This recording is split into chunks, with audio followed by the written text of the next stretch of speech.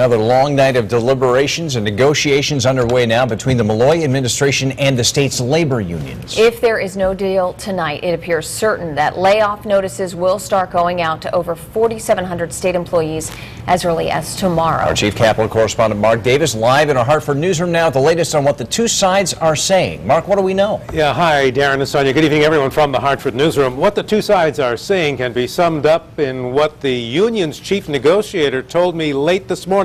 He said, quote, "We're still talking."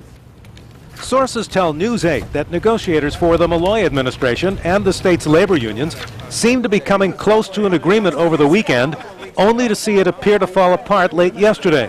Negotiations didn't resume until this afternoon. We've been told that layoffs could possibly begin as early as Tuesday morning, and we're working. Obviously, the notices didn't go out today.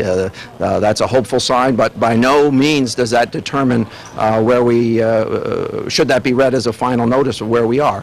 And so thousands of state employees head home today facing another night of high anxiety as talks continue to reach agreement by sometime in the next 12 to 16 hours. I remain hopeful that we can resolve this. I've made it very clear that there is a calendar. There's actually now a required calendar in the statute, so at some point we've got to get going, but I thought it was appropriate to give a little more time to see whether we could get an agreement. Because the legislature has passed and Malloy has signed a budget into law starting July 1st, with that $1 billion a year hole, they are now legally required to fill that hole if there's no agreement.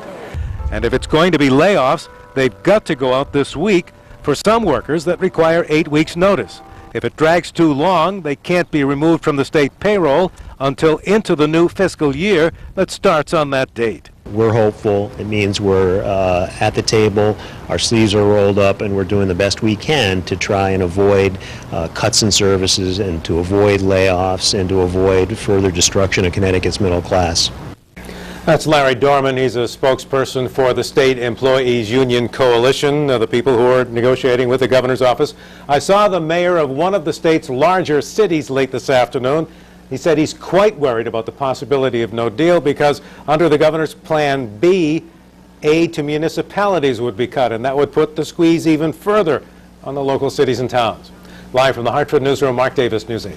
Mark, thank you.